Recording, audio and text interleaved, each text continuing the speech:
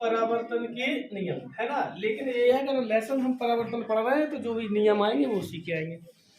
ठीक है, तो लिखूं प्रकाश की परावर्तन के नियम। हेडिंग बनाओ प्रकाश के परावर्तन के नियम।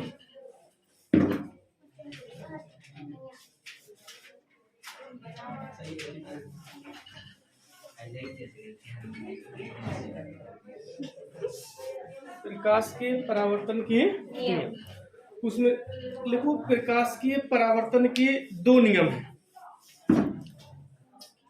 प्रकाश के परावर्तन के दो नियम।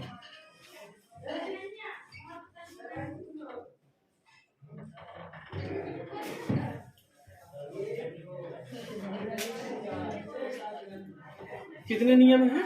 दो नियम। अब आपने कल जो पढ़ा था ये क्या था बताओ, इस टाइप से जो बनाया था इसे हमने कल क्या कहा था? पॉलिश किया गया तल, है ना, यानी कि कह सकते हो परावर्तक तल। ठीक है, ये यहाँ से एक किरण आई थी तो इस किरण को बताओ हम क्या कहते हैं? क्या कहते हैं? आपतित किरण। क्या कहते हैं? आपतित किरण। ये थी आपकी आपतित किरण। ये जो बिंदु था इस बिंदु को क्या कहते हैं? आपतन बिंदु। आपतन बिंदु। क्या कहते हैं? आपतन बिंदु। और ये जो किरण थी बताओ क्या था इसका नाम? कौन सी किरण थी? परावर्तित किरण। यही था, नहीं था? और इससे इस बिंदु पर एक लंब खींचा था जिसे क्या कहते हैं? क्या कहते हैं? ठीक है, ये आपकी आपतित किरण और ये अभिलंब, इसके बीच बना कोण क्या होता है? क्या होता है? जिसे काय से प्रदर्शित करते हैं। और ये जो था आपका क्या परावर्तित किरण और अभिलंब, इसके बीच बना कोण क्या, कौन सा कोण था? इसे काय से प्रदर्शित करते हैं। क्लियर? इतनी बात कल हो चुकी। तो परावर्त देखो, एक बात हम आपको बता दें, थोड़ा सा आप रूल्स भी सीख ले पढ़ने के। अगर हमें कहीं लगा कि आपने केवल अननेसेसरी, जिसका पढ़ाई से संबंध नहीं है, कोई अननेसेसरी शब्द निकला है ना, तो उससे आपकी सेहत खराब हो सकती है, ध्यान रखना। इसलिए जो केवल संबंधित टॉपिक से जरूरत वाले शब्दों का ही प्रयोग करना है, अन्यथा आवाज को साफ रखना है ना। और हमें अगर ऐसा लगा कि इस शब्द की कोई आवश्यकता नहीं थी और ये निरर्थक बोला गया है ना, तो फिर जीवन में तुम कभी भी निरर्थक बोल ही नहीं पाओगे, क्योंकि जब भी बोलना चाहोगे तुम्हें हमारी याद आ जाएगी। समझ में आ रही बात? नहीं आ रही? फिर तुम दोबारा कभी भी निरर्थक बोल नहीं पाओगे, इसलिए इन बात को ध्यान रखना। क्लियर हो गया? तो परावर्तन, प्रकाश की परावर्तन के दो नियम है। कितने नियम है? दो नियम। तो उसमें हेडिंग बनाओ पहले तो प्रथम नियम। कौन सा नियम?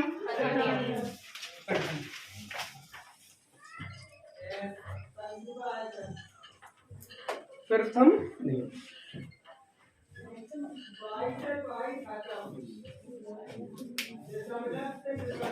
बना लिया हेडिंग? क्या हेडिंग बनाई है? अच्छा बताओ, ये क्या है? ये क्या है? ये क्या है? और ये क्या है? बात समझ में आ रही? ये क्या है? जोर से बोलो, आवाज आ रही है। ये क्या है? ये क्या है? ये क्या है? तीनों एक ही तल में होते हैं। बात समझ में आ गई? तो ये परावर्तन का कौन सा नियम हो गया? प्रथम नियम। सुना दो।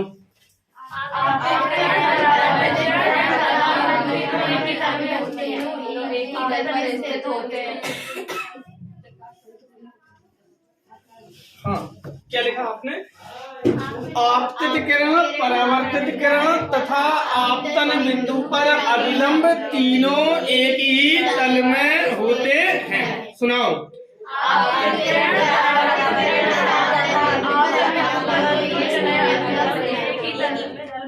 लिख लेंगे? लिखो।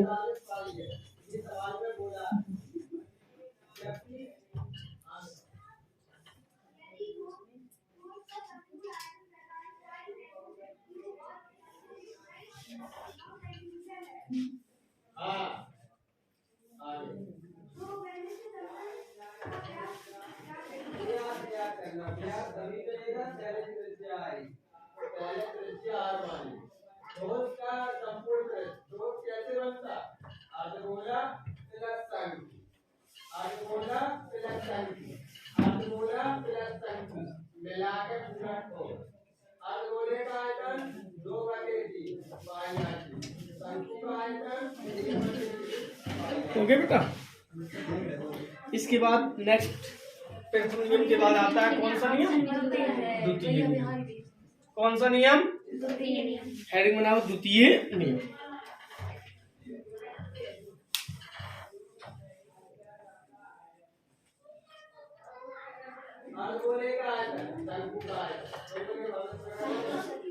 बन गई? ये बताओ क्या है? Small I. इस मतलब कि ये कोण है तो कौन सा कोण है? ये कौन सा कोण है? तो आपतन कोण सदैव परावर्तन कोण के बराबर होता है। समझ में आ रही बात? कौन सा? आपतन कोण सदैव परावर्तन कोण के बराबर होता है। सुनाओ। क्लियर? लिख लेंगे, लिख लीजिएगा।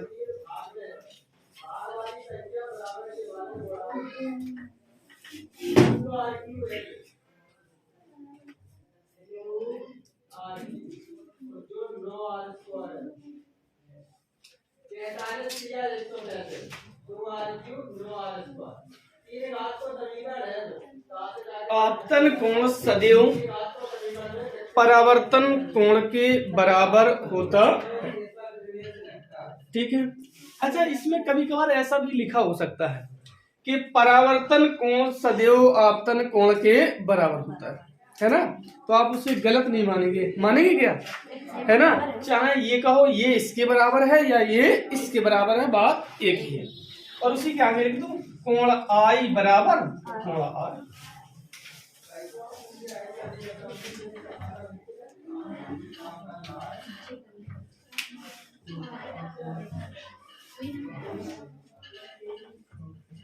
कोण आई बराबर क्या?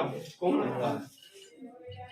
अगली हेडिंग, ठीक है, अगली हेडिंग लिखो दर्पण।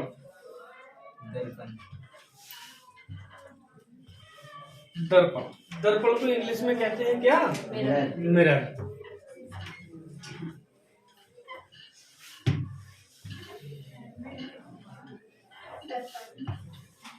लिख लिया? तो आखिर दर्पण आप लोगों ने देखा? Yes sir. ऐसा कोई है जिसने ना देखा हो? सर शीशा नहीं देखा। क्यों? हाँ, उनसे नहीं पूछी जा रही, तुम बताओ केवल अपने बारे में। दर्पण देखा आप लोगों ने? ऐसा कोई है जिसने ना देखा हो? कहते दिन में 3 बार ना देखे जब तक तो मजा आता ही नहीं, है ना? क्या कह रहे हैं, 6 बार? ठीक है, तो गिनते नहीं है, गिनते तो देखते। ठीक है, कल गिन के बताना टोटल काउंट में कितना हुआ। हाँ, सुनो ध्यान से। तो कोई दर्पण होता है, उसी को बताना है आप।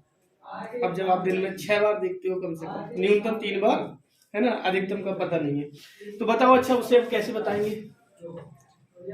अगर आपसे ये कह दिया जाए कि दर्पण की परिभाषा बता दी है, और ऐसा सब लोग हैं जिन्होंने देखा है, तो धीरे हमें सोचना होता है कि परिभाषाएं आखिर बनती कैसे, है ना? कि परिभाषाएं बनती कैसे। जब हम कोई चीज देखी है तो उसकी परिभाषा बता देंगे। परिभाषा बनाते समय क्या होना चाहिए कि उसके व्यू ऑफ माइंड जो है वो सब इंक्लूड हो जाए उसमें। क्या हो जाए? सब। तो सब बातें इंक्लूड, मतलब जब भी आप कोई दूसरा देखो तो वो कहने की वो सारे कंटेंट उसमें इन्वॉल्व होने चाहिए। समझ में आ रही बात? तो वैसे बताओ, अच्छा कोई बताएगा कि आखिर जब आप लोगों ने खूब देखा है तो बताओ किसे कहते हैं? अच्छा, होता कैसा है, चलो हम पहले ये चर्चा कर लेते हैं। आपने जितने लोगों ने भी देखा है वो एक ऐसी होती है समतल प्लेट, कांच की। वो भी जो आपने देखा है वो कांच की होती है कि नहीं होती है? अगर बैक साइड आपने देखा हो उसकी, तो रेड कलर का पेंट होता है, सफेद रहता है। चुप रहे, देखते ध्यान से जाके देखना, या तो रेड होगा पीछे साइड, उसको निकालो, उसके जो है कांच का वाला जो पार्ट होता है निकाल के पीछे देखेंगे, या तो रेड होगा या ग्रीन होगा। ऐसे ही होता है, नहीं होता है? तो नहीं है तो देख लेना। तो होता क्या है, अच्छा अगर आप उसको थोड़ा सा निकालेंगे तो आप देखेंगे वो जो पॉलिश जो निकलेगी वो एक साइड एकदम व्हाइट होगी, दूसरी साइड या तो ग्रीन होगी या रेड होगी। तो उसमें पहले जो व्हाइट दिख रहा होता है वो होता है आपका मरकरी। क्या होता है? मतलब हमने इस पे पहले हमने ये पहले थी कांच की प्लेट, इस पर हमने मरकरी की पॉलिश की, काय की पॉलिश की? मरकरी। फिर हम रेड ऑक्साइड की पॉलिश कर देते हैं, जो रेड कलर दिखता है उसमें वो लाल ऑक्साइड होता है। क्या होता है? तो फिर हमने उसके ऊपर रेड ऑक्साइड की पॉलिश की। जैसे ही हमने उसके ऊपर रेड ऑक्साइड की पॉलिश की तो इस तरफ वाला जो तल होगा वो परावर्तक तल हो जाता है। कौन सा तल हो जाता है? परावर्तक तल। बात समझ में आ रही? जब ये परावर्तक तल हो जाता है तो यहाँ पर हमें वस्तुओं के प्रतिबिंब दिखाई देने लगते। अब ये बन जाता है आपका क्या? दर्पण। बात समझ में आई? अब कंडीशंस ये होता है काय का? मैक्सिमम कांच का, लेकिन आजकल ट्रांसपेरेंट प्लास्टिक भी आ रही है ना, तो ये प्लास्टिक की भी हो सकती है। जो दर्पण है वो आपका फाइबर्स का भी हो सकता है। तो अब इसकी परिभाषा बतानी है वो हम बता लेंगे। बता पाएंगे नहीं बताएंगे? जब हम किसी वस्तु के एक पृष्ठ पर पॉलिश करके दूसरे पृष्ठ को परावर्तक बना लेते हैं तो वह वस्तु दर्पण कहलाती है। बात समझ में आई कि नहीं? जब किसी वस्तु के एक पृष्ठ पर पॉलिश करके दूसरे पृष्ठ को परावर्तक बना लेते हैं तो वह वस्तु क्या कहलाती है? दर्पण कहलाती है। बात क्लियर? सुनाएंगे? सुनाओ।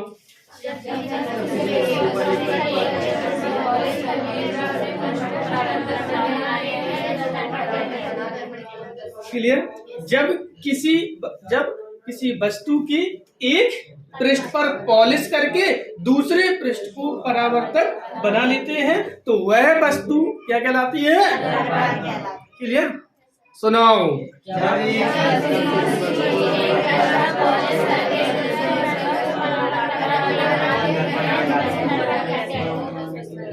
समझ में आ गई बात? लिख लेंगे? लिखो।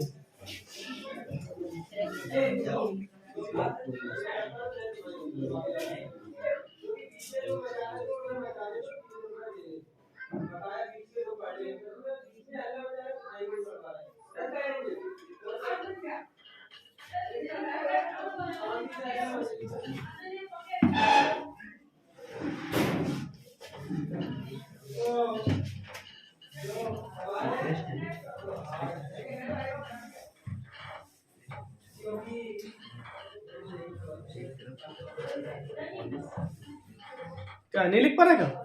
पूछो तो फिर। देखो, जब किसी वस्तु के एक पृष्ठ पर पॉलिश करके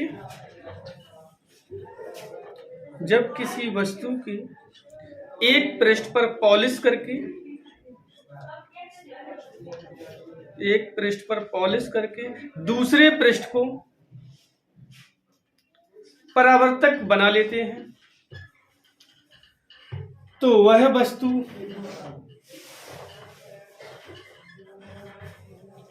क्या कहलाती है? दर्पण कहलाती है। अच्छा, ये परिभाषा याद हो जाएगी कि नहीं? हो गई है। अच्छा, तब तो आप लोग होशियार हैं। अब हमें इस बात को देखो, अगर इसकी परिभाषा किताबों में बड़ी भी हो सकती है। वो ये कहेंगे पहले हम मरकरी की पॉलिश करते हैं, फिर उस पर रेड ऑक्साइड की पॉलिश करते हैं, तो फिर दूसरा पृष्ठ जो है वो क्या बन जाता है? परावर्तक तल बन जाता है, तो वह पृष्ठ जो है फिर वो दर्पण कहलाता है। समझ में आ रही है? लेकिन कंटेंट का मतलब इतना होता है। लेकिन हाँ, नोट में डालकर लिख लीजिएगा कि परावर्तक तल बनाने के लिए पहले हम मरकरी की पॉलिश करके फिर उसके ऊपर रेड ऑक्साइड की पॉलिश कर देते। बात समझ में आ गई? तो उसके आगे लिखो नोट डालकर। देखो, परावर्तक बनाने के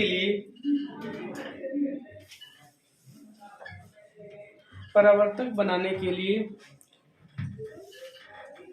किसी वस्तु के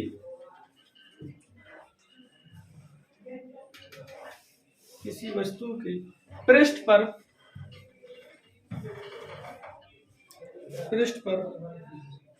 प्रवर्तक बनाने के लिए किसी वस्तु के पृष्ठ पर पहले मरकरी की आगे कोष्टक में लिख लेना Hg। यही संकेत होता है ना मरकरी का, Hg। मरकरी की पॉलिश करते हैं।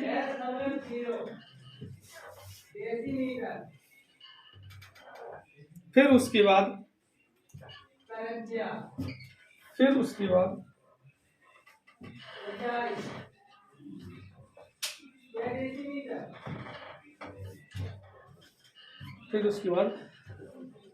रेड ऑक्साइड की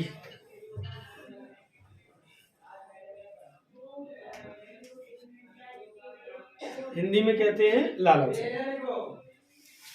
है ना। और ये होता काय का है, आयरन का। क्लियर। अच्छा, अब हमने बात तो ये ठीक हो गई। अब आपको देखना ये है कि दर्पण कितने प्रकार के होते हैं। तो आपने देखे हैं दर्पण, देखे या नहीं देखे? कितने प्रकार के होते हैं? 2 प्रकार के, 3 प्रकार के। अच्छा, पहले तो आप बताओ 2 प्रकार कौन कौन से हैं? अवतल दर्पण। तुम बताओ 3 प्रकार कौन से हैं? सर, उत्तल, अवतल, समतल। समतल दर्पण। एक से समतल उत्तल भी। अच्छा, एक समतल उत्तल भी होता है ना। तो 5 प्रकार के, ज्यादा नहीं सर, 3 होते हैं। 3 होते हैं। सही बात ये है कि दर्पण 2 प्रकार के होते हैं। कितने प्रकार के होते हैं? 2 प्रकार के होते हैं। और 2 प्रकार के जो आपने बताए वो नहीं होते हैं। एक होता है समतल दर्पण, दूसरा होता है गोलीय दर्पण। कितने प्रकार के होते हैं? 2 प्रकार के होते हैं। एक होता है कौन सा? समतल दर्पण, और दूसरा होता है गोलीय दर्पण। समतल दर्पण एक ही प्रकार का होता है और गोलीय दर्पण 2 प्रकार के होते हैं। उनमें आते हैं कौन से? एक उत्तल दर्पण और दूसरा अवतल दर्पण। बात समझ में आ गई? तो नेक्स्ट हेडिंग बनाओ, दर्पण के प्रकार।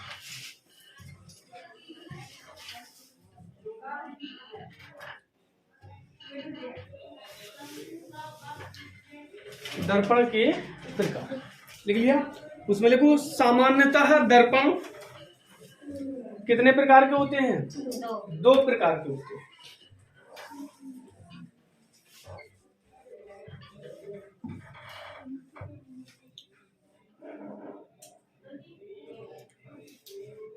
सामान्यतः दर्पण 2 प्रकार के होते हैं। हो गया। फर्स्ट पॉइंट डालकर लिख लो समतल दर्पण, और सेकंड पॉइंट डालकर लिखो गोलीय दर्पण।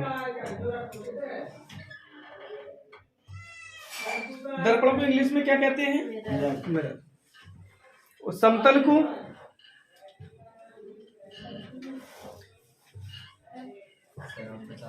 प्लेन। तो प्लेन मिरर हो जाएगा। कौन सा मिरर हो जाएगा? Plane mirror. तो हेडिंग भी बना लो अब इसके बाद, समतल दर्पण।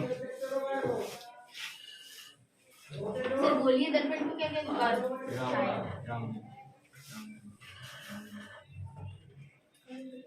क्या कहते हैं? राउंड। गोला को इंग्लिश में क्या कहते हैं? स्फेयर। तो ये स्फेरिकल मिरर हो जाएगा। क्या हो जाएगा? Spherical mirror. तो आपने फर्स्ट पॉइंट डाल के हेडिंग बना ली। क्या हेडिंग बनाई है? अब बताओ समतल दर्पण की परिभाषा क्या होगी? देखो, एक बात है कि परिभाषा को अगर हमें छोटा करना है तो हम ये बोलेंगे, क्या बोलेंगे शुरुआत में? बेदर्पण।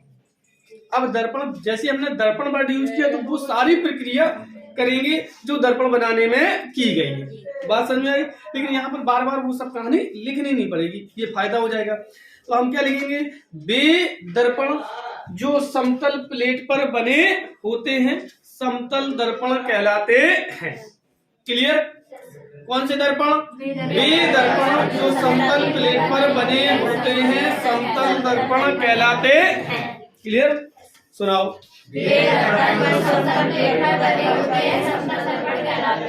लिख लेंगे? लिख लो।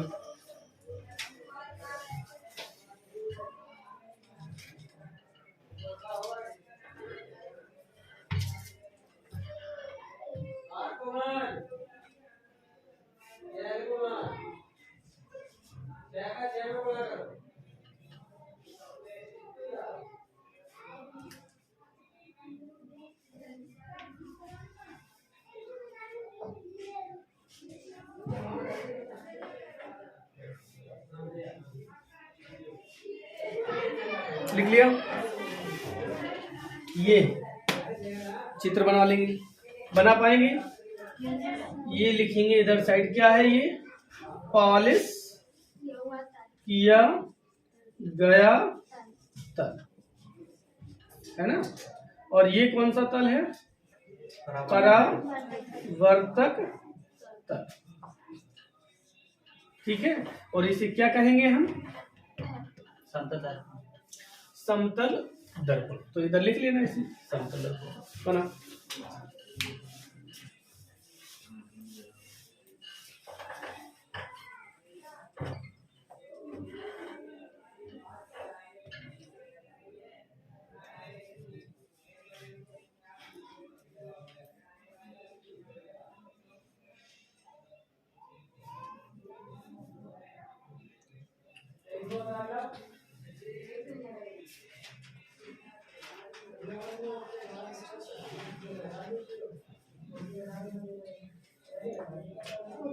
हो गया। अब इसके बाद नेक्स्ट हेड बनाओ गोलीय दर्पण। कौन से दर्पण? गोलीय दर्पण।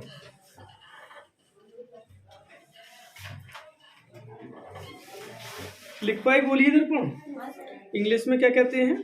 Spherical mirror. अच्छा, आप लोगों में से कोई सीपीएमटी की तैयारी करने वाला तो नहीं है? आईआईटी, सीपीएमटी, ठीक है, जेई मैन। हाँ बेटा, हम थोड़ा जानते हैं कि ये है ना ज्वाइन एंट्रेंस एग्जाम, है ना, जो आपका आईआईटी से मतलब कि इंडिया इंस्टीट्यूट ऑफ टेक्नोलॉजी, सुना है नहीं सुना है? है ना। तो जो ज्वाइंट जो अब आप आईआईटी के जो कॉलेजेस होंगे जहाँ बीटेक करेंगे, है ना, उसमें एडमिशन्स के लिए जो परीक्षा कराई जाती है उसी को कहते हैं जो तुम बोल रहे हो। बात समझ में आ गई, है ना। तो कंडीशंस ये, अगर कोई आईआईटी या सीपीएमटी मतलब कि वो बीटेक करने के लिए, है ना, कोई अगर तैयारी के पर्पस से करे तो उसकी इंग्लिश वर्ड जरूर लिखते जाना, क्योंकि होगा ये, इसके बाद आप जब वहाँ पर पहुँचेंगे तो वहाँ पर वो सब अंग्रेजी में बोल रहे होंगे। और अगर आपको इतना समझ में आ गया कि ये स्फेरिकल मिरर की बात हो रही है ना, क्योंकि वो हर बात पे स्फेरिकल मिरर ही कहेंगे, वो नहीं कहेंगे गोलीय दर्पण। बकाया चीज़ें ज़्यादा 1 से 3 महीने लगेंगे, आप बात को समझने लगेंगे, अगर आप उस वर्ड का जो है आपको इंग्लिश पता था। और अगर नहीं पता तो फिर वो इमला पढ़ते रहेंगे और आप सुनते रहेंगे। तो अगर ऐसा कोई प्लान हो तो उसकी इंग्लिश वर्ड लिखते जाना। हो गया बेटा? गोलीय दर्पण लिख लिया हेडिंग। अब बताओ गोलीय दर्पण किसे हो कहेंगे?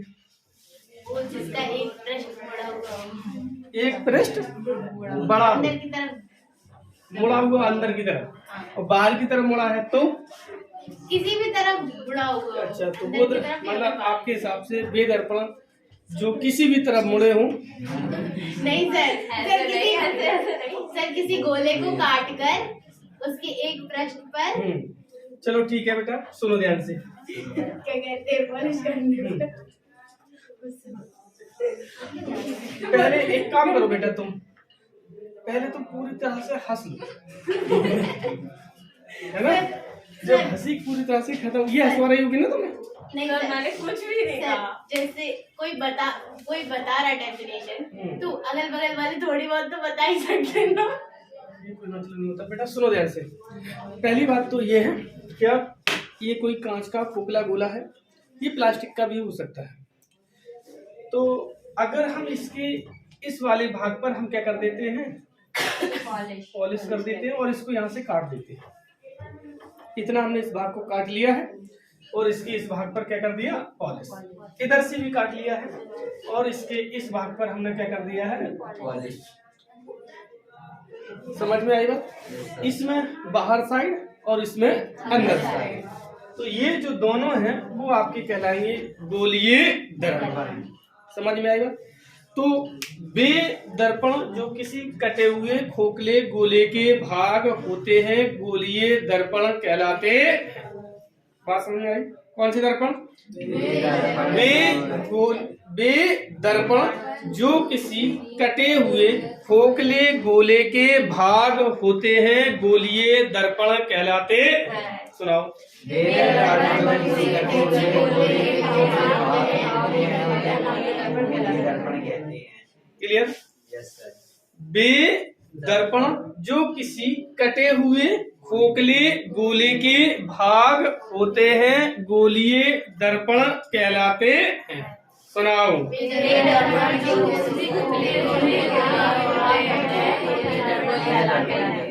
लिख लेंगे?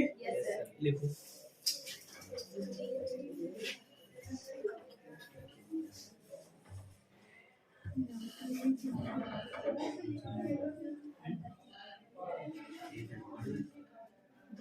बोलने पड़ेगा बेटा? सर बोल दो। लिखो। बे दर्पण जो किसी कटे हुए, बे दर्पण जो किसी कटे हुए खोखले गोले के भाग होते हैं, खोखले गोले के भाग होते हैं,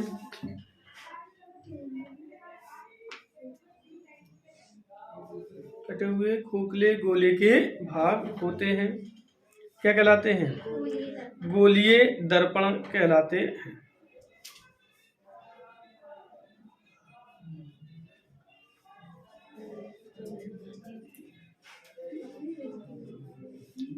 लिख लिया? अब बताओ गोलीय दर्पण क्या प्रकार के होंगे? 2 प्रकार के। इस पोजीशन को देखने से लग रहा है, तो पैराग्राफ चेंज करके लिख दो, यह 2 प्रकार के होते हैं। पैराग्राफ चेंज करके लिख दो, यह 2 प्रकार के होते हैं। अच्छा, इसमें हम 2 बातें आपसे बहुत बार बोलेंगे, है ना, और हमें लग रहा है कि आप लोग उस बात को समझ नहीं पा रहे हैं, गलत लिख रहे हैं। जैसे हमने लिखा, क्या कहा? बे दर्पण जो किसी कटे हुए खोखले गोले के भाग होते हैं, है ना। बे दर्पण कॉपी दो।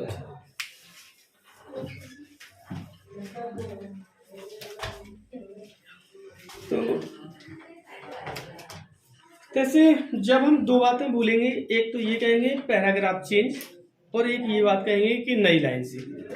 तो नई लाइन का मतलब ये होता है कि जहां पर भी वो लाइन फिनिश हो गई है ना, उसके नीचे से यहाँ से स्टार्ट करना है। पैराग्राफ चेंज का मतलब ये होता है जैसे यहाँ पर फिनिश हुई है ना, तो हमें यहाँ से लिखना है।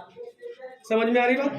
क्लियर होगी बात, है ना। पैराग्राफ चेंज का मतलब जहाँ पे खत्म हुआ उसके थोड़े पहले से या वहीं से लिखना, उसकी नीचे वाली लाइन से लिखना प्रारंभ कर दो, वो हो गया पैराग्राफ चेंज। जो लाइन खत्म ही हो गई है तो फिर तब भी हाँ ये समस्या है कि लाइन खत्म हो गई है। तो मान के चलो, अगर ये लाइन मान के चलो इतनी है और आपकी लाइन जो है यही खत्म हो गई, मान के चलो यही आ गया है, तो फिर आप इसके नीचे लाइन से यहाँ से लिखना प्रारंभ करेंगे,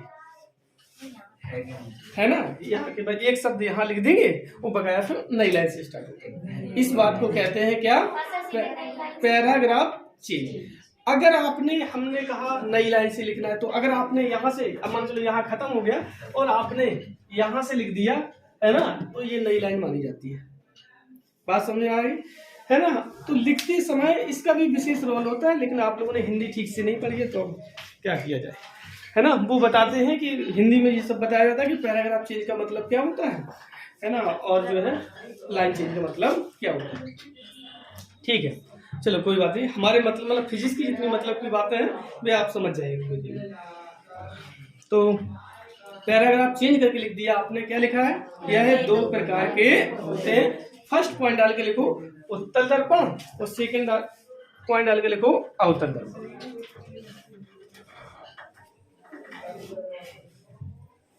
सर कॉन्केव किसे कहते हैं, कॉन्वेक्स किसे कहते हैं? सब रखो, सब मिलेगा। बना लिया बेटा। फर्स्ट पॉइंट डाल के क्या लिखा आपने? उत्तल दर्पण, और सेकंड पॉइंट डाल के अवतल दर्पण। अब हेडिंग बनाओ, उत्तल दर्पण।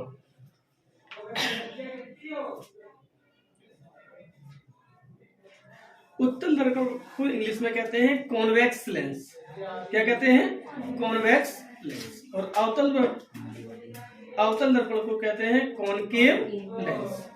बात समझ में आ गई? अब कंडीशन ये है कि इसमें कौन सा उत्तल और कौन सा अवतल, इसको फिनिश करते हैं, है ना। अब इसमें पहचान, तो ये जो दर्पण है ये है आपका कौन सा दर्पण? उत्तल दर्पण। कौन सा दर्पण है? उत्तल। और ये जो है वो आपका है कौन सा दर्पण? अवतल दर्पण। समझ में आ गई बात?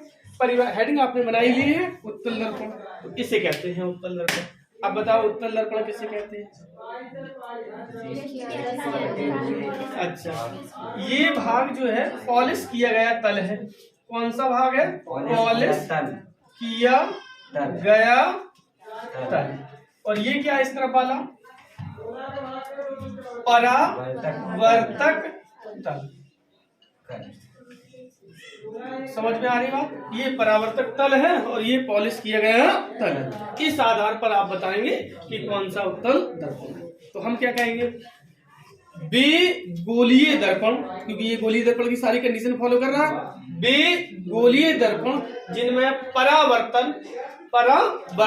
उभरे हुए भाग से होता है उत्तल दर्पण कहलाते। बात समझ में आ गई? बेगोलीय दर्पण जिनमें परावर्तन उभरे हुए भाग से होता है उत्तल दर्पण कहलाते हैं। सुनाओ।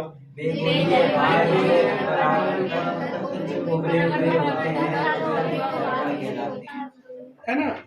देखो एक बात है, बताना बोलना है आपको, मुश्किल से 7-8 दिन लगेंगे और आप उसी टाइप से, क्यों कारण है अगर आप इसे बोलेंगे नहीं तो फिर रिप्रेजेंट कैसे करेंगे, है ना? कुछ उसमें ऐसे वर्ड होते हैं जिन्हें जो आप पहली बार बोल रहे होंगे तो उनमें दिक्कत होती है, इसके बाद धीमे धीमे करके सारी चीजें, तो आपको बोलना तो है ही, है ना? भले ही थोड़ा बहुत छूट जाए कोई बात नहीं।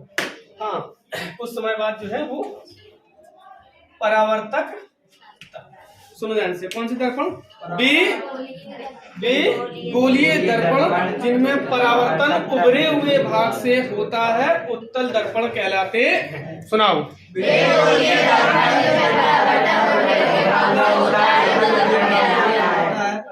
लिख लेंगे? Yes sir. लिख लो।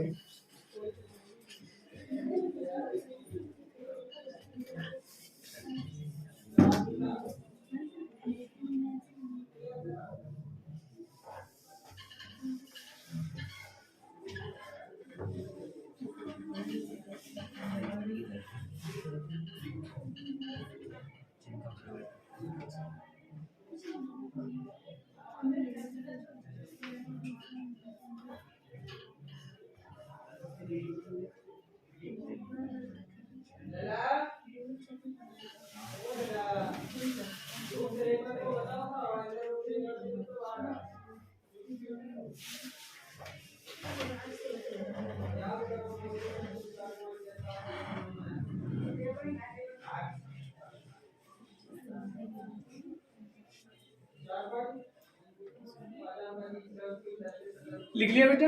Yes sir. इसके बाद केवल ये वाला चित्र बनाना है आपको, है ना? ये हो गया आपका कौन सा? परावर्तक तल, और ये हो गया आपका कौन सा? पॉलिश। बस इतना वाला, इतना भाग बनाओ।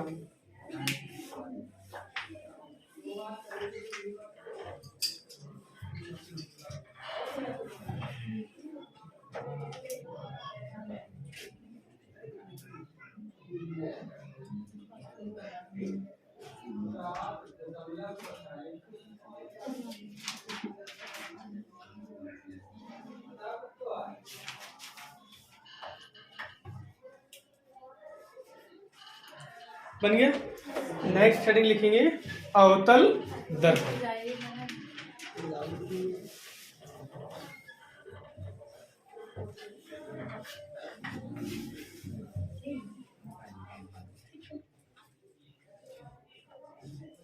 बताओ तो अवतल दर्पण की परिभाषा।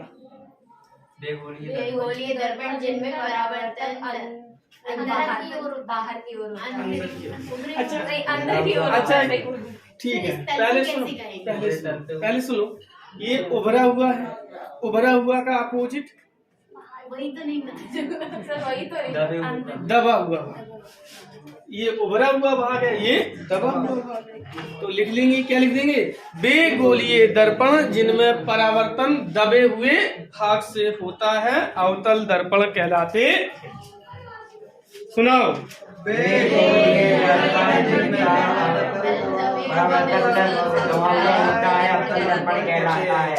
ठीक। लिखे सर? हाँ लिख डालो।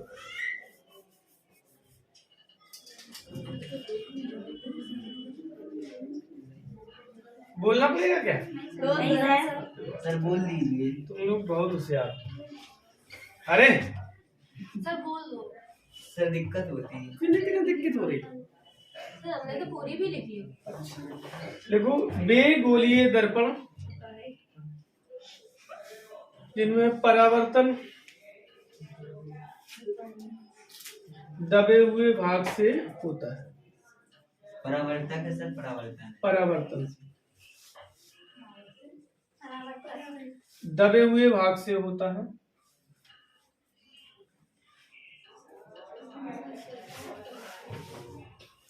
ठीक है, इसके बाद इस चित्र को बना लीजिएगा।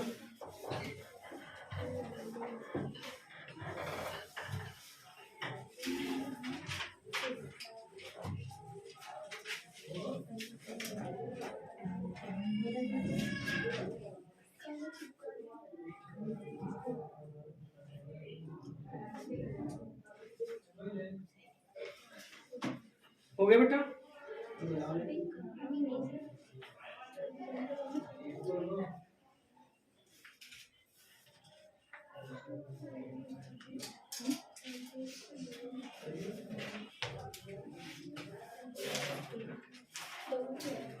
अगली हेडिंग लिखूं? सर थोड़ा सा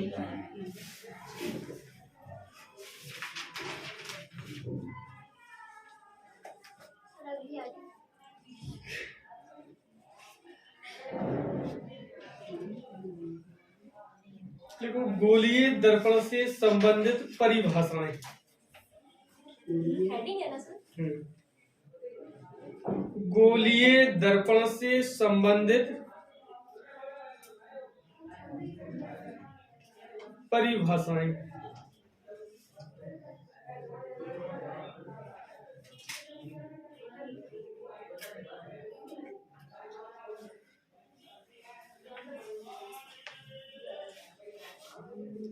गोलीय दर्पण से संबंधित परिभाषा। उसमें अब देखो, गोलीय दर्पण से संबंधित बहुत सारी परिभाषाएं समझनी है। उसमें हेडिंग बनाओ, दर्पण का ध्रुव। ध्रुव, पोल ऑफ मिरर।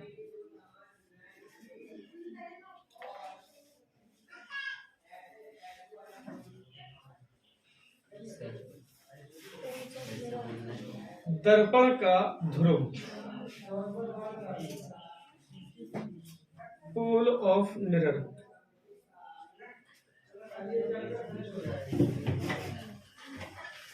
सुनो ध्यान से।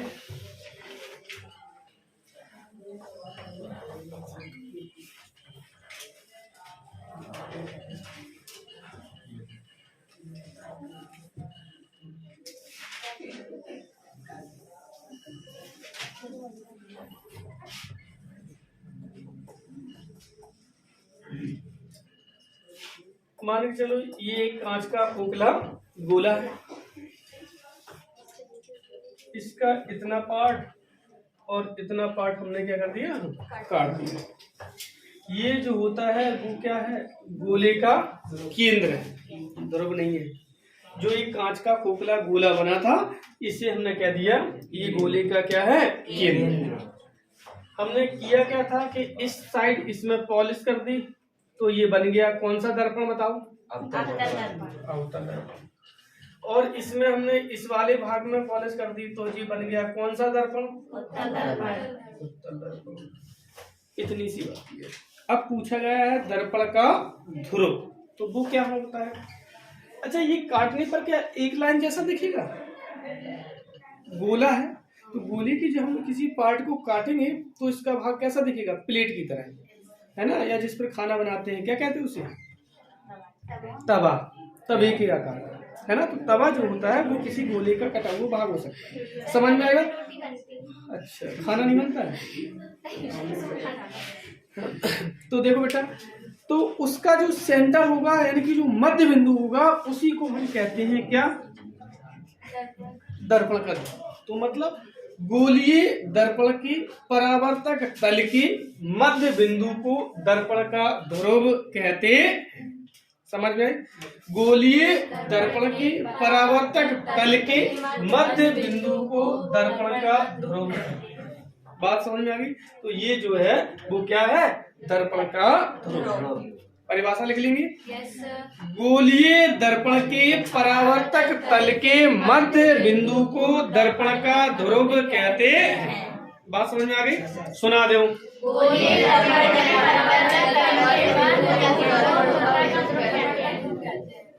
कुछ लोग तो लास्ट में कहते हैं ठीक है ना? मतलब जिसकी औसत में आवाज ज्यादा आई, इसका मतलब समझ लीजिएगा कि उसने लास्ट में केवल इतना ही कहा है कि कहते हैं। ठीक है, लिख लो। अच्छा, भूल गए? देखो, गोलीय दर्पण की गोलीय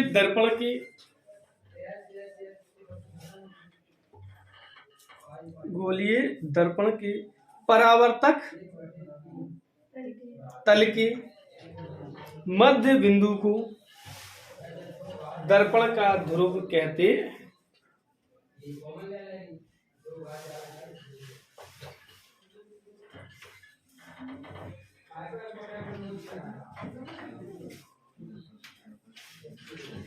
क्या कहते हैं?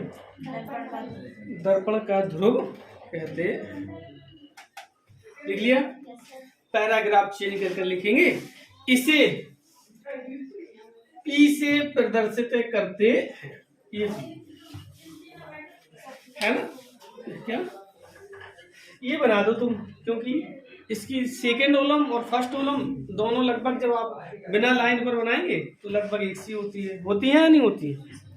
तो इसे हम कैसे पी से प्रदर्शित करते हैं। सामान्यतः कैपिटल स्मॉल पी ही होता है, लेकिन आप इसमें डिफरेंस कर सकते हो। बताओ, ये स्मॉल पी है या कैपिटल पी? नहीं, वो तो बात ही गलत है। अच्छा, ये वाली जो पी है ये कौन सी ओलम की है? अंग्रेजी वर्णमाला में 4 ओलमें होती हैं या नहीं होती है? तो पहली और दूसरी, फिर तीसरी, इसके बाद चौथी। सर ये दूसरी वाली कंफर्म हो? कल चेक करके आना, फिर बताओ। हैं? उसकी ऐसी बनती है। अब पहले बात खत्म हो गई। कल आप लोग आकर हमें बताएंगे कि ये जो है कौन सी ओलम है। कृपया ये बताएं कि पहली ओलम कौन सी होती है और दूसरी ओलम कौन सी होती है?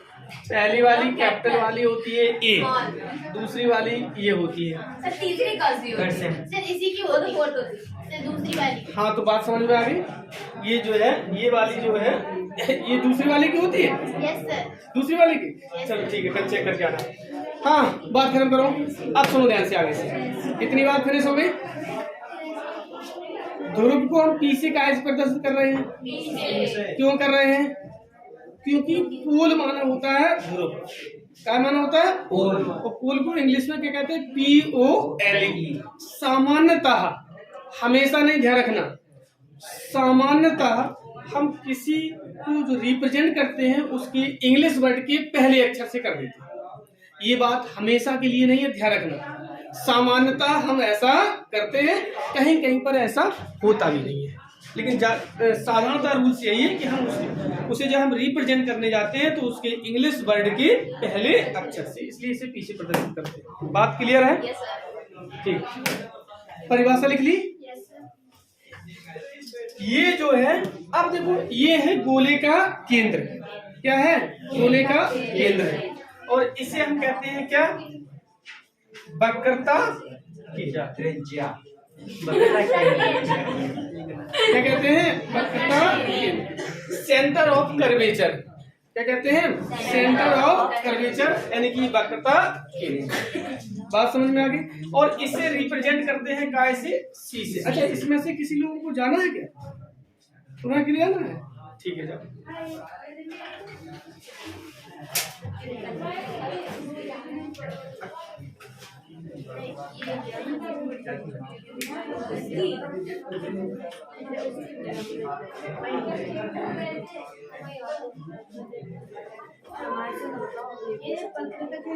हाँ बेटा बताऊं, तो अगली हेडिंग बनाओ, वाक्यता केंद्र।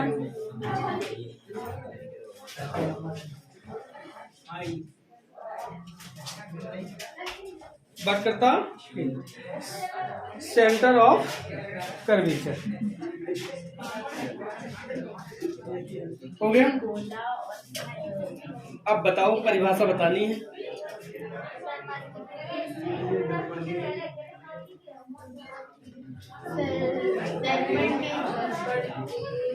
दर्पण के केंद्र नहीं, जिस दर्पण के जिस जिस गोले से जिस गोले हम बता रहे हैं, अच्छा तुम बता दो जिस गोले से दर्पण को काटा जाता है उसके केंद्र को वक्रता केंद्र कहते हैं। जिस गोले से दर्पण को काटा जाता है उसके केंद्र को वक्रता केंद्र कहते हैं। ठीक है नहीं? क्योंकि हम तो बता ही नहीं पा रहे, तो सामने वाले की सही कैसे मानते हैं? गलत कहना ही ज्यादा अच्छा विकल्प है ना? तो सुनो ध्यान से, अच्छा समझो। ये है क्या? गोले का केंद्र। और ये क्या है? ये पूरा कौन सा दर्पण? उत्तर है, उत्तल दर्पण है। इन दोनों को मिला के क्या कहेंगे? गोलीय दर्पण। गोल दर्पण नहीं कहेंगे, गोलीय दर्पण। तो गोलीय दर्पण जिस गोले के भाग होते हैं, ये एक गोला था, उसका ये क्या है? भाग।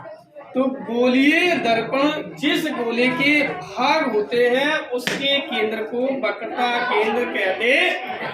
समझ में आ गई बात? सुनाओ।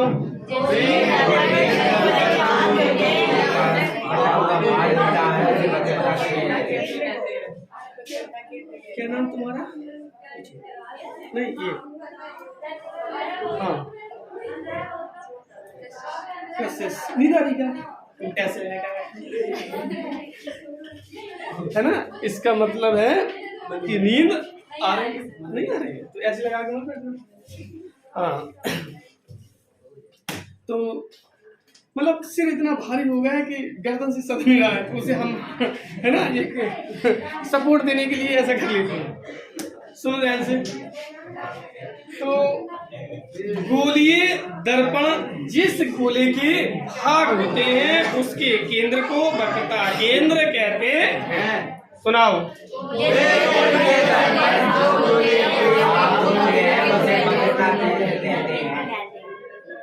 क्या पारक? क्या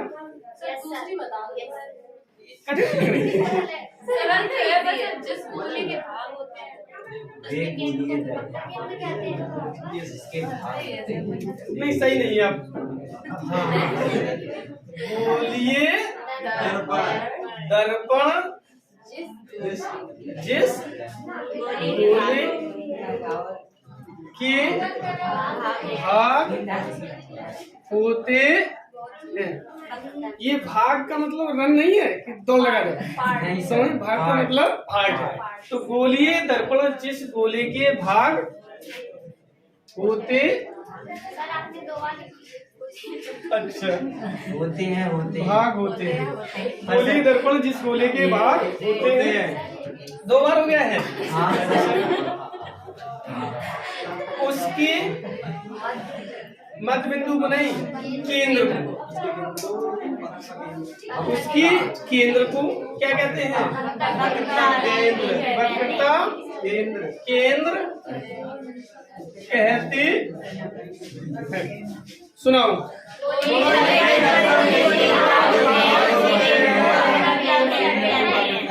सुनाओ। सुनाओ।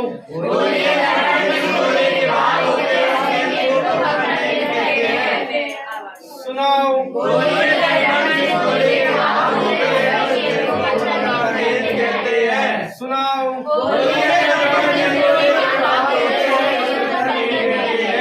सुनाओ।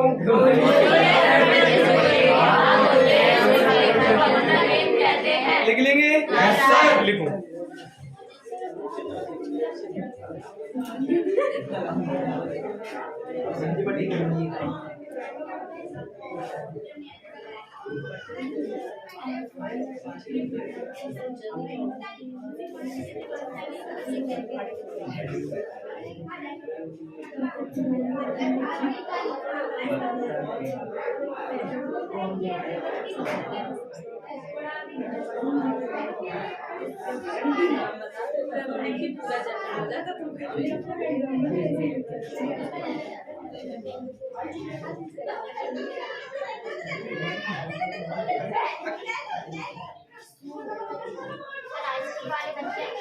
अच्छा बेटा, क्या नाम तुम्हारा?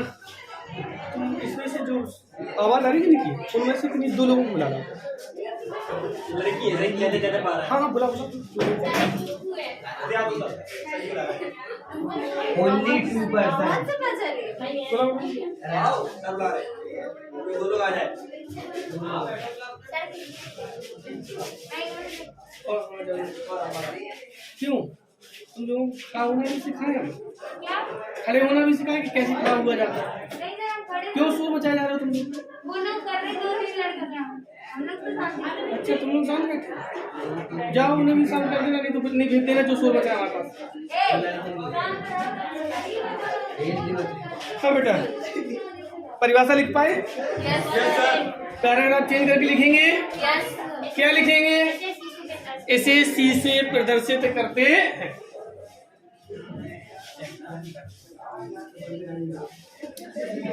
देखो ये सब चीजें जो है ना अभी चल रही हैं, बकाया धीमे इसके बाद मतलब कि महीने 2 महीने की क्लास के बाद ये सब है ना इरेज हो जाता है कि इसे रिप्रेजेंट कैसे करते हैं।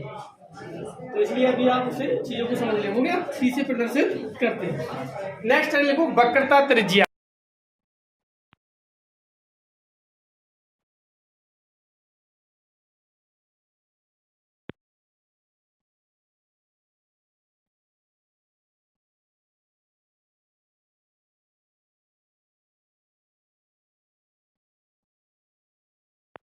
Of curvature. तो बेटा ये था P और ये था P, चलो C को लिख देते हैं इधर। तो ये जो है यहाँ से यहाँ तक की दूरी यही कहलाती है क्या? वक्रता त्रिज्या। तो ये क्या है? रेडियस ऑफ कर्वेचर, इसलिए इसे हम रिप्रेजेंट कर देते हैं कैसे? R से। ये भी आपकी है क्या है? वक्रता त्रिज्या। बताओ परिभाषा। वक्रता केंद्र से ध्रुव तक की दूरी को वक्रता त्रिज्या। वक्रता केंद्र से ध्रुव के बीच की दूरी को वक्रता त्रिज्या कहते हैं। ठीक है, बात समझ में आ गई? क्या लिखेंगे? वक्रता केंद्र और ध्रुव के बीच की दूरी को वक्रता त्रिज्या कहते हैं। एक बात, ये सब बातें हो काय में नहीं? गोलीय दर्पण। तो गोलीय दर्पण में, गोलीय दर्पण के वक्रता केंद्र तथा ध्रुव के बीच की दूरी को वक्रता त्रिज्या कहते हैं। बात समझ आई? काय में? गोलीय दर्पण में वक्रता केंद्र तथा ध्रुव के बीच की दूरी को वक्रता त्रिज्या कहते हैं। सुनाओ।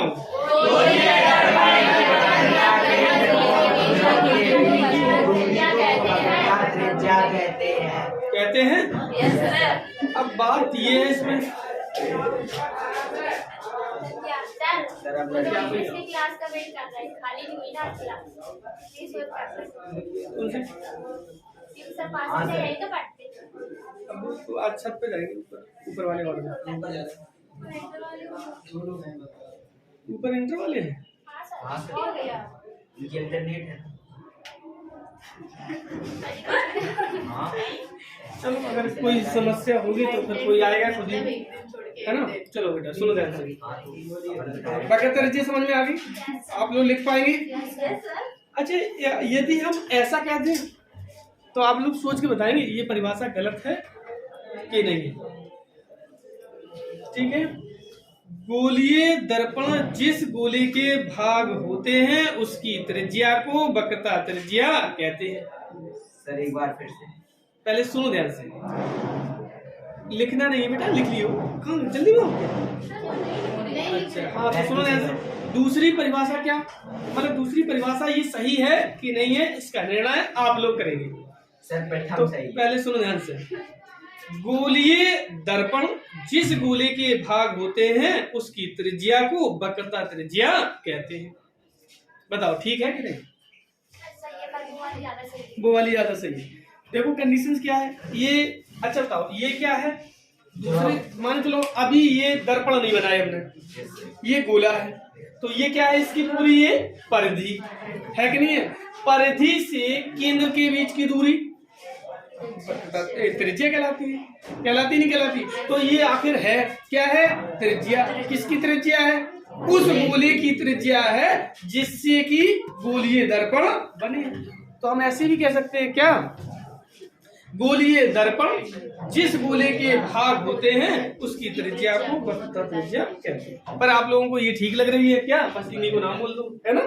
क्या गोलीय दर्पण में वक्रता केंद्र तथा ध्रुव के बीच की दूरी को वक्रता त्रिज्या कहते हैं। बात लिख लेंगे? Yes sir. लिख डालो।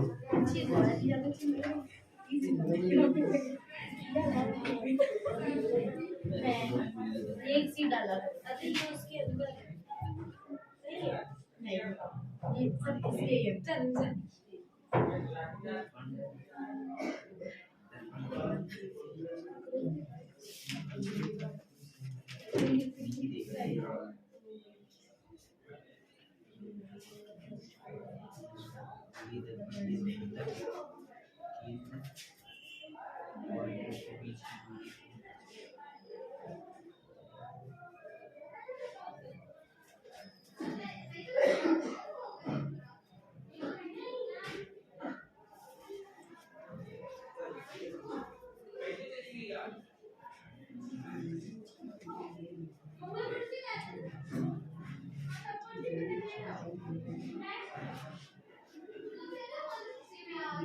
क्लियर बेटा? पैराग्राफ चेंज कर लिख देंगे। इसे कैपिटल आर से प्रदर्शित करते नहीं लिख पाएगा? पैराग्राफ चेंज करके लिख दो। इसे कैपिटल आर से प्रदर्शित करते।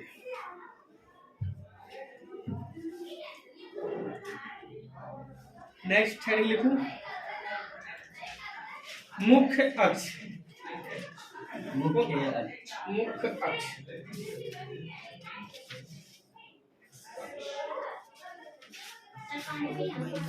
हाँ पियाओ। मुख्य अक्ष और किसी को जाना है क्या? क्या आप क्या करते हैं?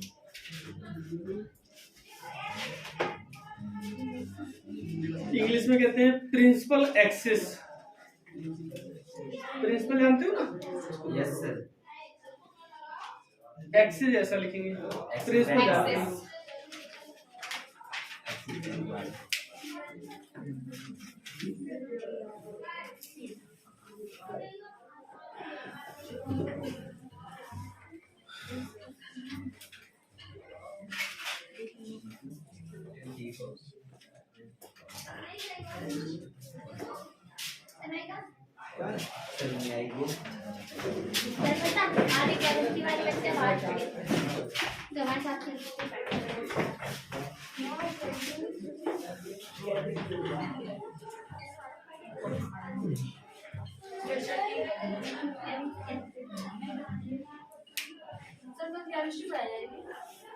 अभी ये नहीं किया जाता। आपने मंडे को हाँ तो मंडे को होगा ऐसा। मंडे से आपका ये जो है वो अल्टरनेट हो जाएगा। मतलब तब तक फिजिक्स ही पढ़ाई तब तक फिजिक्स जाएगी। हो जाएगा क्या? तो स्कूल में 4 घंटे पढ़ते हैं। नहीं तो ऐसा महसूस हो रहा है कि हम थक गए हैं। आज ही हो रहा है तो कभी नहीं होगा। अगर अभी नहीं हो रहा है तो कभी नहीं होगा, उसकी टेंशन के छोड़ो। अगर आज हुई तो फिर हमेशा होना है ना? या हमेशा तो होने की गारंटी नहीं है। जैसे आज नहीं हुई है ना तो फिर कभी नहीं होंगे। अगर आज हो रहे हो तो हो सकता है 2-4 दिन बाद होना बंद हो जाएगी। सर ऐसा भी तो हो सकता है आज पढ़ना अच्छा लगा कल भी अच्छा लगेगा। समझ में आ रही हो? कल भी अच्छा नहीं, ये आपको लग रहा है चैप्टर सही है। इसके बाद अब जो भी इसीलिए हमने इसे पढ़ाया, इसके बाद जो आएंगे वो इससे कनेक्टेड आएंगे और वो भी अच्छे ही लगने हैं। ना लगे तो फिर बताना हमें कि सर ये अच्छा नहीं लगा, है ना? पर ऐसा हुआ नहीं अभी तक ऐसा हुआ नहीं।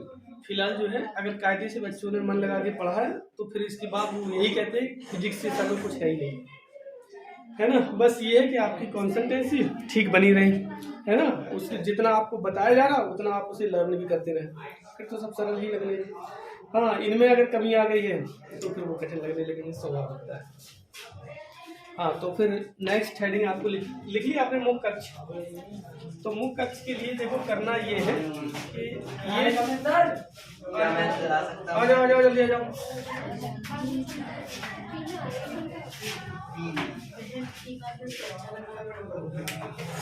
क्या कह रही है? मुझसे पानी पीने जाना है, हम भी कह रहे एक आध दिन तो अच्छा लगता है पढ़ने, रुक जाओ।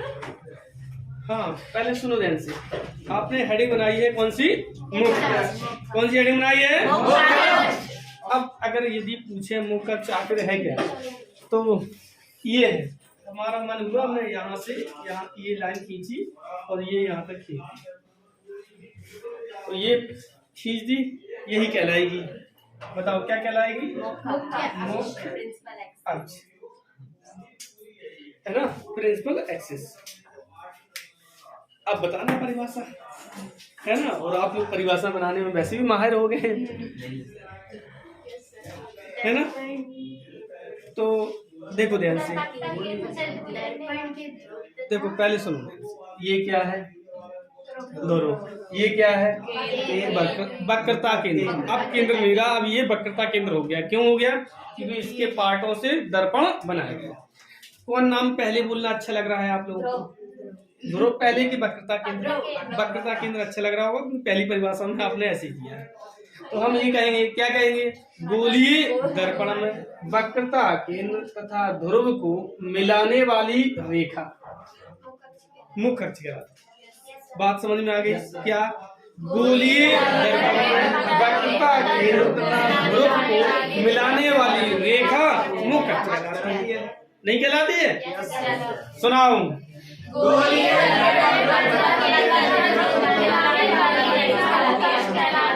मुख्य अक्ष कहलाती है। लिख पाएंगे? लिख डालो। रेखा का मतलब वही होता है क्या कि वो इन्फिनिटिव लंबाई है उसकी, आप चाहे जितने दूर तक लिए जाए।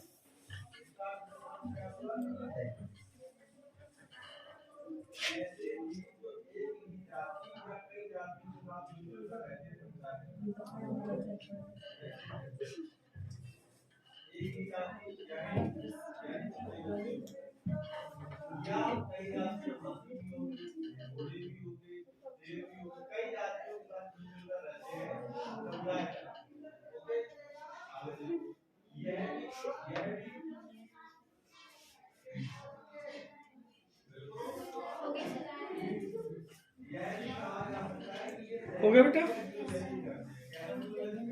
तो इसे रिप्रेजेंटेशन तो इसका होगा नहीं, है ना। जब हम चित्र बनाएंगे तो वहां पर हम इंडिकेट कर पाएंगे कि मुख्य अक्ष क्या है। क्योंकि रेखा तो हम ऐसा मान सकते हैं, अगर हमने यहाँ पर सी बना दिया माने चलो, है ना, और एक जी हटाना पड़ेगा, इधर कोई हमने डी बना दिया तो लिख देंगे उसमें सी डी जो है वो क्या है? सी डी रेखा जो है वो मुख्य अक्ष है। इसके बाद जो है आपको अगली हेडिंग लिखूं, चित्र नहीं बनाया सर? नहीं, अभिलंब।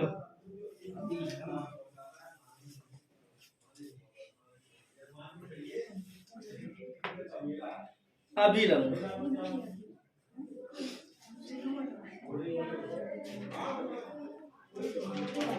लिख लिया बेटा? इंग्लिश में कहते हैं नॉर्मल। सुना है नॉर्मल, है ना। ये नॉर्मल साधारण वाला नहीं है, NORMAL। बात भाई एक ही है, स्पेलिंग तो सेम है। बिल्कुल सेम है। इसके बारे में भी कल तक का टाइम है, आप लोग पता करके आइएगा। सर नॉर्मल की स्पेलिंग यही होती है। NORMAL normal. यही अवलंब की भी है।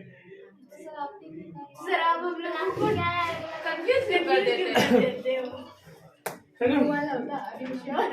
उसका कारण ये है बेटा कि जब आपको कोई भी चीज रिसर्च करेंगे ना तो माइंड में आपके में हमेशा के लिए स्टेबल होती है, और अगर चलते फिरते कोई चीज प्राप्त हो जाए तो फिर वो ज्यादा समय तक स्टेबल नहीं होती। कोई भी वस्तु है ना आपको बहुत कठिन परिश्रम के बाद प्राप्त हुई हो, फिर देखो आप उसे कभी भूल पाएंगे क्या? नहीं।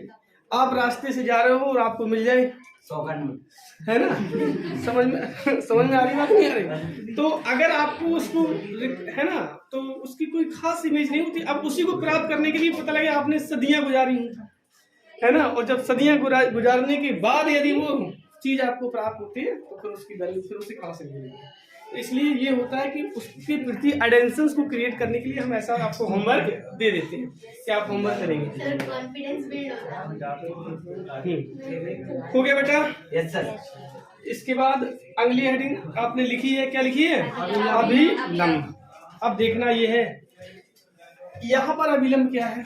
एक अभिलंब तो आप खींच चुके हैं, है ना, यहाँ पर अभिलंब है क्या? तो होता है, अच्छा एक बात बताओ पहले तो, ये क्या है? केंद्र। इससे इसकी परिधि पर खींची जाए लाइन तो बताओ यहाँ पर कितने अंश का कोण बनता है? ये 90 डिग्री का। यहाँ पर बनता है कितने अंश का? अब बताओ यहाँ पर कितने का बनेगा? एक सेकंड, ये एंगल उधर से कैसे बन रहा है? बेटा यहाँ से ये रेखा यहाँ पर आई है, इसी बिंदु से ये रेखा यहाँ पर गई है, तो अब वहाँ कोई लाइन नहीं है तो वहाँ से कोण नहीं बन सकता ना।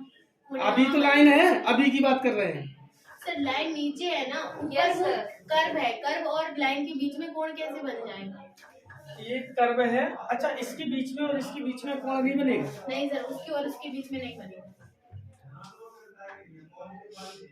कोई लाइन भी तो होनी चाहिए। देखो पहली बात सुन लो ध्यान से, है ना, अगर ये लाइन मान चलो ये बिंदु है, ये इसका केंद्र है, इसके बीच में जो रेखा खींची जाती है वो लिनियर मानी जाती है। आप ये भी मान लीजिए, मैथ में थोड़ा आप लोग ने ठीक ठाक से नहीं पढ़ा है।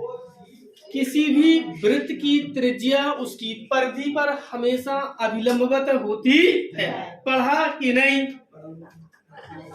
आपने ज्योमेट्री में, है ना, हाई स्कूल की मैथ में जब वृत्त, गोला और जीवा पढ़ रहे होंगे, है ना, मतलब मेंसुरेशन जब आप पढ़ रहे होंगे, क्षेत्रमिति जब आप पढ़ रहे होंगे, तो वहां बताया जाता है, क्या बताया जाता है? किसी भी गोले की या वृत्त की जीवा उसकी परिधि पर अभिलंबवत होती है। सर हम लोग जब 10th में पढ़ रहे थे तो ये वृत्त हटा दिया गया। Yes sir. चलो ठीक है, तो अब समझ लो, बात समझ में आ गई, तब हटा दिया गया। क्यों होती है? कारण ये है कि ये जो रेखा है, अगर हम त्रिज्या को, गोले को बहुत बड़ा बना लें, त्रिज्या को बहुत अल्प लें, तो यहाँ पर हमेशा परपेंडिकुलर 90 अंश का कोण ही बनता है।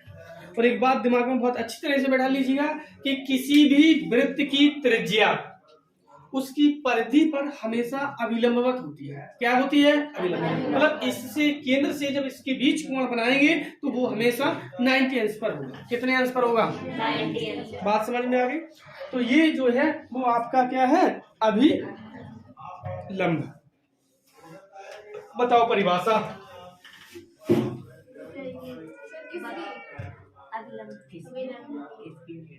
अभिलंब किसे कहते हैं? क्या कह रहे हो बेटा?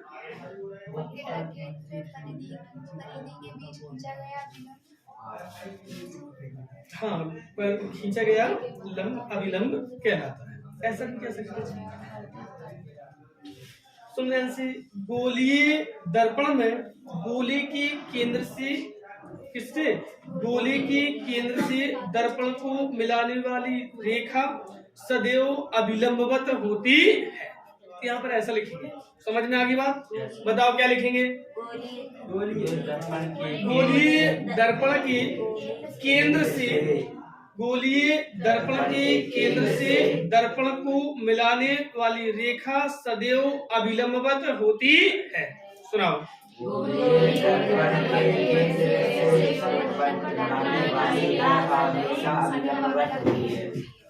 बात समझ में आ गई?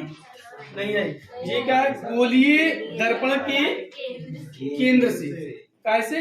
गोलीय दर्पण के केंद्र से दर्पण को मिलाने वाली रेखा सदैव उस पर अभिलंबवत होती है। सुनाओ।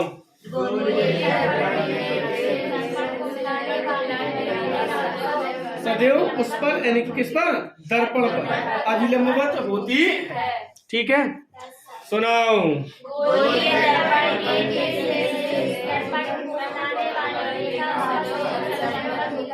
अभिलंबवत होती है, लिख डालो। सर हमें शब्दन में परेशानी हो रही सर।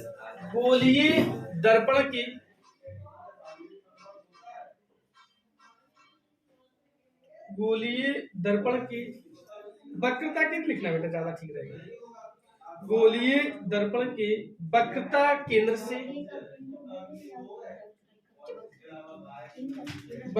केंद्र से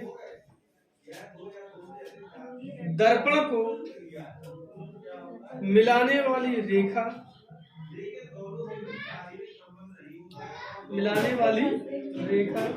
दर्पण पर सदैव अभिलंबवत होती है।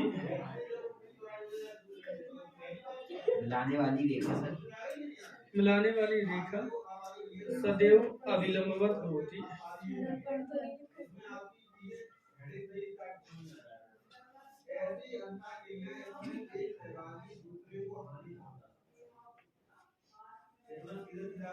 हो गया? ठीक, इसमें भी इसको इंडिकेट करने की आवश्यकता नहीं है, लेकिन हाँ ये बात ध्यान से समझ लेना, क्योंकि अभी आपने हाई स्कूल में तो थोड़ा सा पोर्शन पढ़ते हैं, फिनिश हो जाता है, इसमें बहुत लंबी चर्चाएं हैं।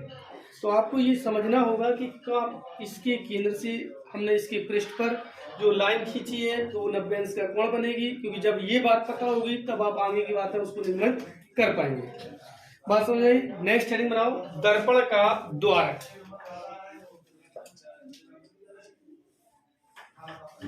दर्पण का द्वारक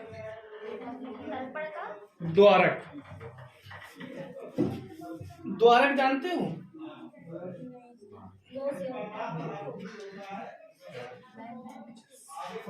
इंग्लिश में कहते हैं एपरेचर। द्वार जानते हो? द्वार जानते हो? द्वार मतलब द्वारों।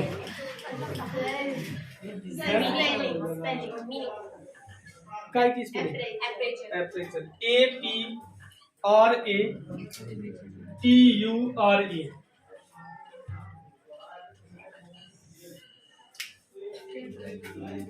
हो गया बेटा? अब सुनो ध्यान से। तो अब देखना ये है कि इसमें द्वारक है क्या।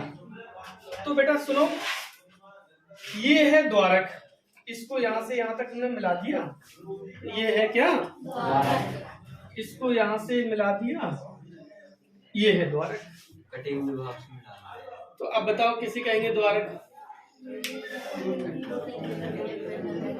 गोलीय दर्पण के कटे हुए भाग। गोलीय दर्पण के कटे हुए भाग को द्वारक कहते हैं।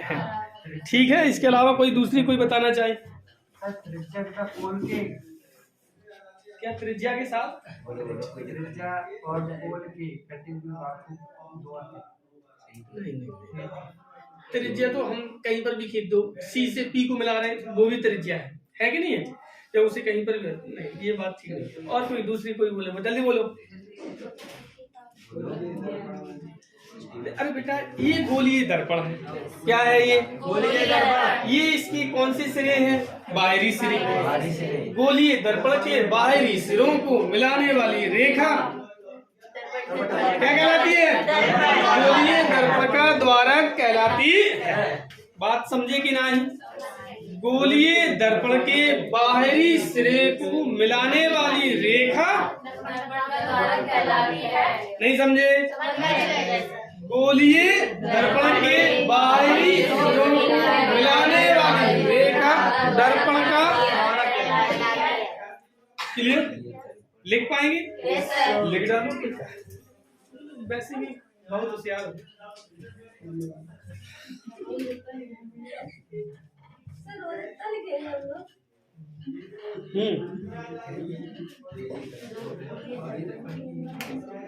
हम बता नहीं रहे, 2 घंटे की पढ़ाई का मतलब है कि प्रतिदिन 3 घंटे की पढ़ाई होना। सेपरेट मतलब कि जो है कंटिन्यू का मतलब ये होता है। गोलीय दर्पण के बाहरी सिरों को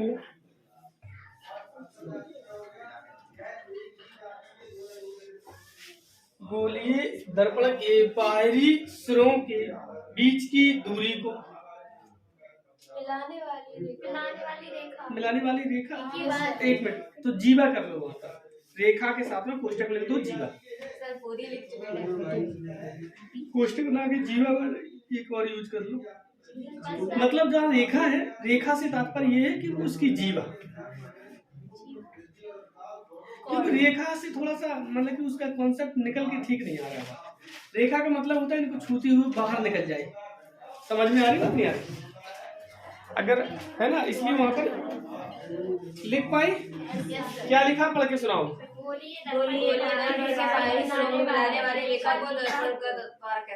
जहाँ रेखा वर्ड है वहाँ जीवा यूज करेंगे, अथवा करके या करके, जैसे भी लिखना हो। गुस्सा आ जाए तो काट के लिख दीजिए, ठीक है। उसे किसको, जीवा। दर्पण की बाहरी सिरे को मिलाने वाली रेखा अथवा जीवा को। ठीक है, सही। गुस्सा आ गया तुम्हें? नहीं आया? बात समझ में आ गई? क्योंकि यहाँ से जो यहाँ तक की जो डिस्टेंस होगी वही आपकी कहलाएगी क्या, जीवा। नेक्स्ट हेडिंग लिखूं, फोकस। फोकस या मुख्य फोकस। मुख्य फोकस सर, आदि हिंदी आदि हेडिंग लिखो ऐसो, कैसो, मुख्य फोकस।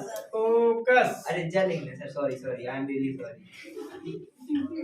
मुख्य फोकस, जिसे मुख्य फोकस कहते हैं उसको फोकस भी कहते हैं। साधारण अवस्था में फोकस कहा जाए तो समझ जाना मुख्य फोकस। लिख पाए? नहीं लिख पाए? सर इसमें क्या लिखा है? फोकस या मुख्य फोकस। मेन फोकस कहते हैं, प्रिंसिपल फोकस। प्रिंसिपल फोकस कहेंगे।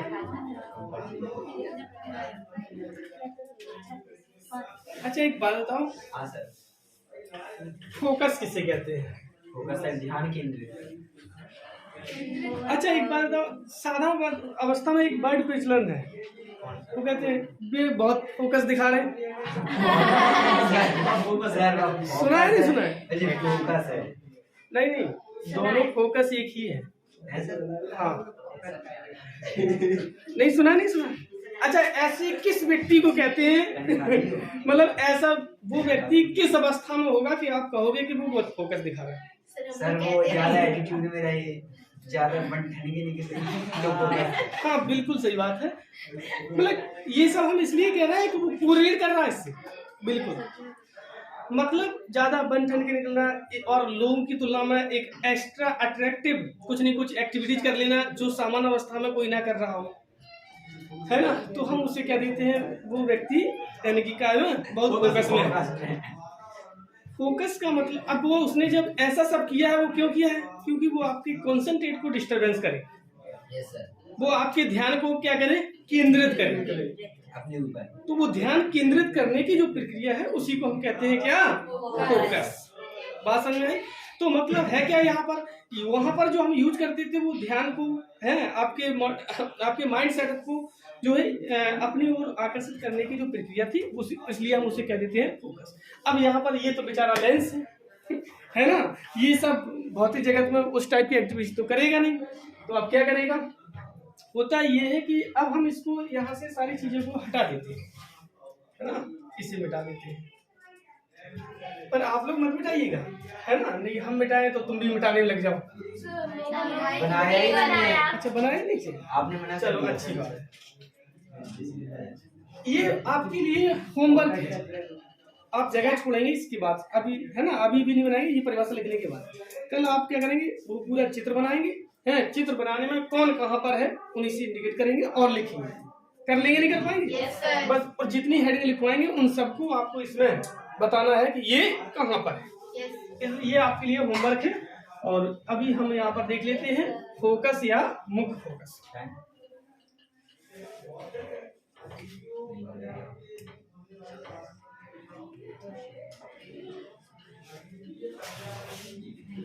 ये इतनी सी बात जो थी गोले की इन्हें हम हटा देते हैं, ठीक है। तो ये जो दर्पण है हमने क्या किया, बातचीत बंद करो, बिल्कुल समझो ध्यान से। क्या हो बेटा, ये है क्या, ये यहाँ से मुख्य अक्ष की एक समांतर रेखा जा रही है, मुख्य अक्ष की कैसी समांतर कोई एक रेखा जा रही है। जब हमने यहाँ से इसको फेंका इधर की ओर, तो बताओ ये इससे टकराने के बाद, मान चलो ये बहुत मजबूत है, तो टकराने के बाद ये रेखा किधर की ओर जानी चाहिए, कोई वस्तु इधर की ओर, बाहर तो जाएगी नहीं, मतलब कुछ इधर की ओर जाएगी, कुछ ऐसा मान सकते हैं। होगा या नहीं होगा? ठीक। दूसरी रेखा अगर हमने यहाँ से भेजी यहाँ की ओर, तो वो भी यहाँ से जाएगी, ये इसकी क्वालिटी है। तीसरी रेखा यदि हमने यहाँ से भेजी तो ये यहाँ से जाएगी, और ये यहाँ से भेजी तो ये यहाँ से जाएगी। जिस बिंदु से जाएगी यही है, क्या है ये, फोकस या मुख्य फोकस। क्यों कह रहा है इसे, क्योंकि ये जो मुख्य अक्ष की जो समांतर किरणें जा रही हैं उनका अट्रैक्शन, उनका जो मोटिव वो कहाँ अपनी ओर आकर्षित कर लेगा, इसलिए इस बिंदु को हम कह देते हैं क्या, मुख्य फोकस।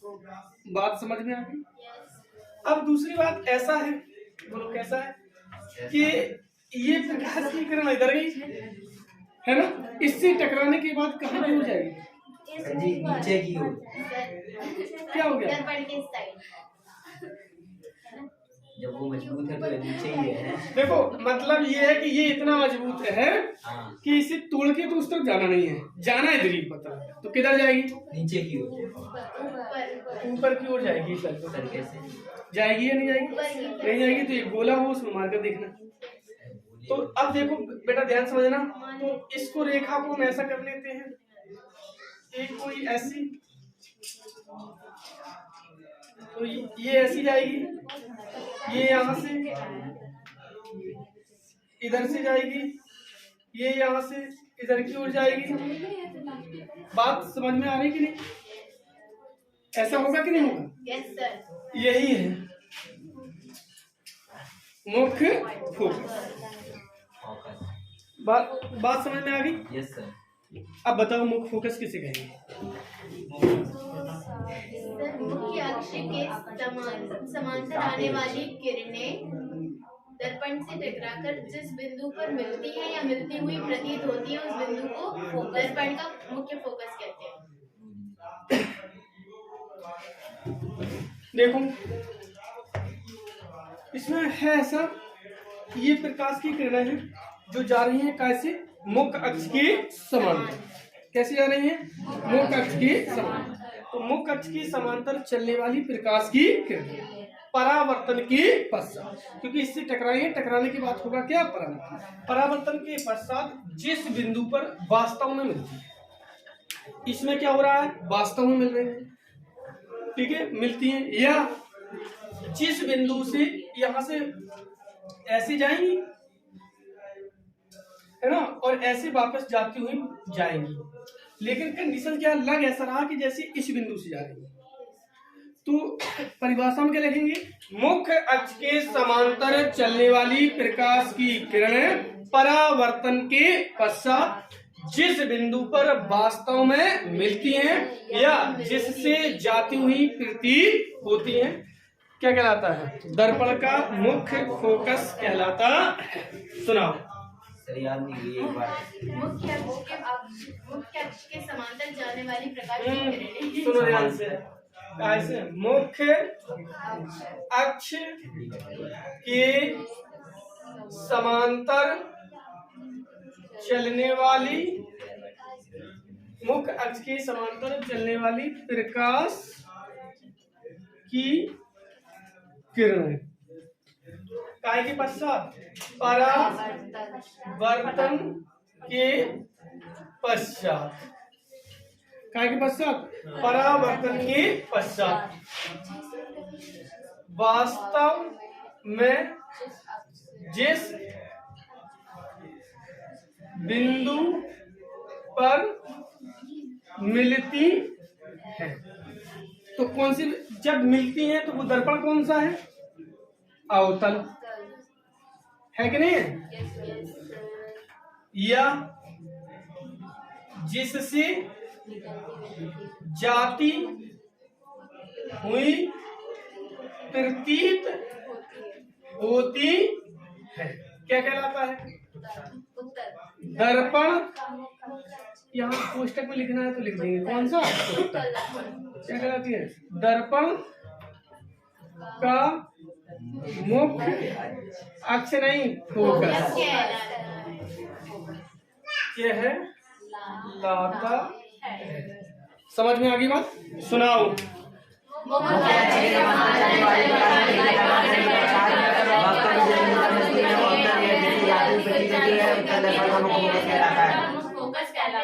सुनाओ।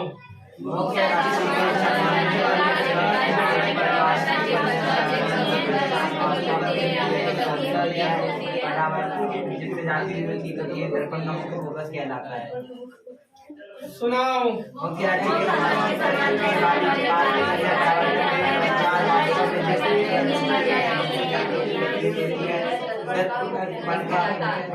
कहलाता है। सुनाओ। मुख्य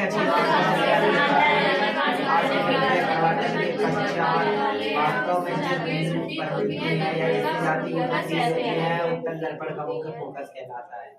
एड डाल ली? Yes sir. लिख लेंगे? Yes sir. लिखो।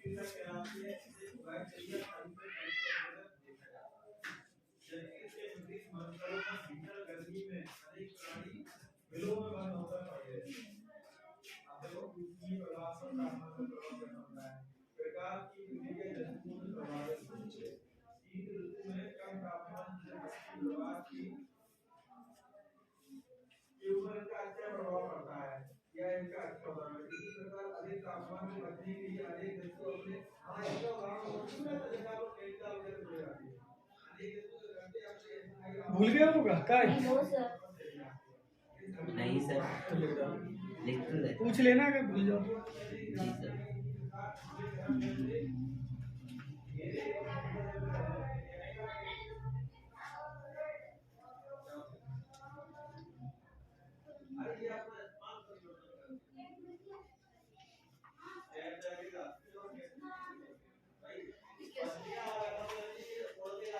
लिखे?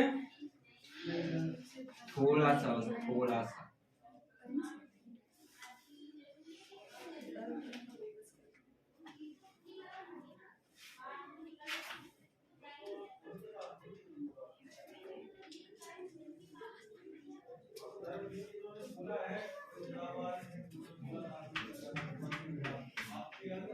इसके बाद अगली हेडिंग लिखो, फोकस दूरी।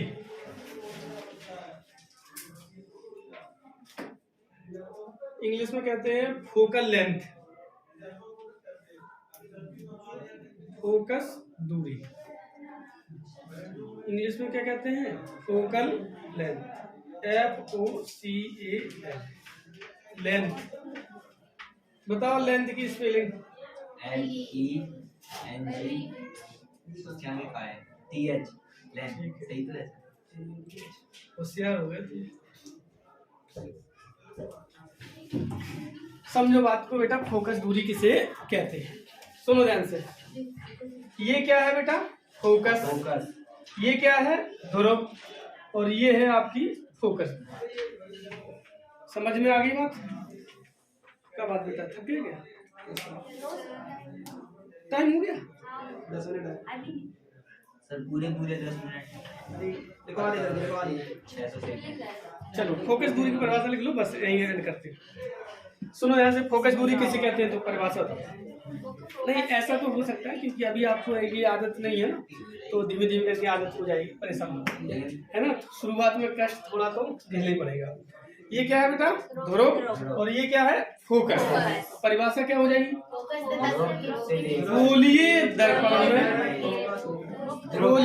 दर्पण में दर्पण के ध्रुव तथा फोकस के बीच की दूरी को फोकस दूरी कहते हैं। सुनाओ।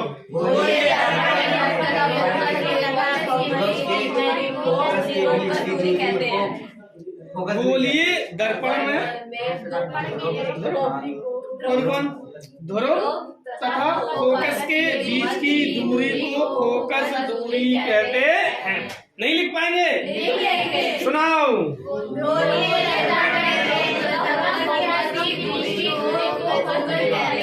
लिख लो। अच्छा,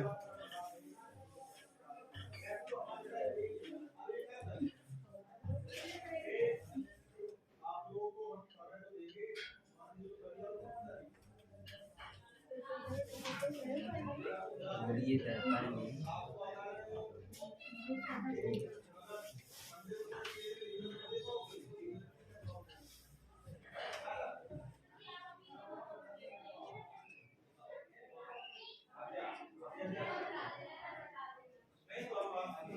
लिख लिया। पैराग्राफ चेंज करके लिखो। इसे कैपिटल एफ से प्रदर्शित करते हैं। इसे काय से प्रदर्शित करते हैं? कैपिटल एफ से प्रदर्शित करते हैं। हो गया। इसके बाद एक और बात लिख लेनी है। क्या करूं? अगर मेरे को फोकस को कैपिटल एफ से प्रदर्शित करते हैं तो इसको स्मॉल एफ से करेंगे।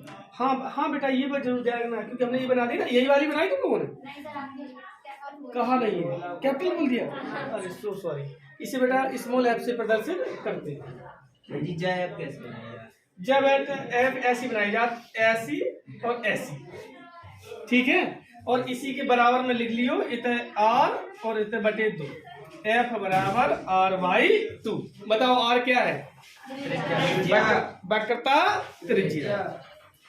ठीक है बेटा, आज के लिए इतना ही काफी है। बकाया नेक्स्ट टाइम पढ़ते रहे, बढ़ते रहे। सर एक दिन जरूर आया। सर इतना सारा लिखवा दिया।